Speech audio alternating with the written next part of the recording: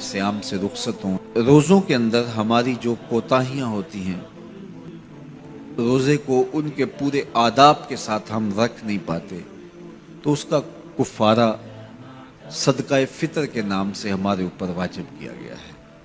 हर वो शख्स जो माल निसाब का मालिक है और उस पर साल गुजरना शर्त भी नहीं है, तो उस पर सदका फितर वाजिब होता है।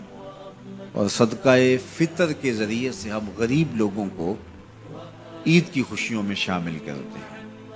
तो गुरबा को, मसाकीन को ईद की खुशियों में शामिल भी कीजिए और उनकी ज़रूरियात का ज़रूर ख्याल कीजिए। अपनी हमसायगी में, अपनी रिश्तेदारियों में बहुत ख्याल रखिएगा और लोगों को इज़्ज़त नफ्स दीजिएगा, लोगों की ज़रूरियात का ख्याल रखिएगा और अपने बच्चों को भी इस बात की तलकीन कीजिएगा कि वो ईद के मौके पर अपने दोस्तों को, बच्चियां अपनी सहेलियों को उनका पूरा ख्याल रखें और उनकी इज़्ज़त नफ्स का भी ख्याल रखें। ये बचपन के अंदर ही बच्चों को जो अपनी इनफरादियत जतलाने का मिजाज पैदा हो जाता है और ये सारी ज़िंदगी ख़त्म नहीं होता।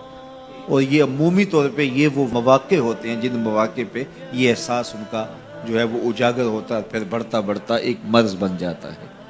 इसलिए बच्चों को बचपन के अंदर ही दूसरों का एहसास सिखाइए, ना कि उनके अंदर एहसास तफ़ाख़ुर पैदा हो। इतदाल के साथ उनकी ज़रूरियात को पूरा कीजिए, लेकिन आपका जो अतराफ़ है, गिरदो पेश का माहौल है, उसका भी पूरा ख्याल रखा जाए कि बच्चे एहसास बरतरी में मुब्तला ना हो जाएं और ऐसी अमराज उनके अंदर पैदा ना हो जाएं।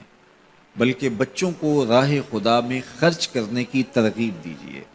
बच्चों को जब आप स्कूल जाते हुए खर्ची देते हैं या ऐसे मौक़े पर, तो उनको साथ ये भी कह दीजिए कि आप अपनी हमजोलियों का और अपने दोस्तों का ज़रूर ख्याल रखना है और उनको इन खुशियों में साथ शामिल करना है। उनको देने की आदत पड़े बचपन के अंदर, और जो बचपन में देना शुरू कर देते हैं वो बुढ़ापे तक बांटते रहते हैं, और जो बांटता रहता है अल्लाह उसको कमी नहीं आने देता।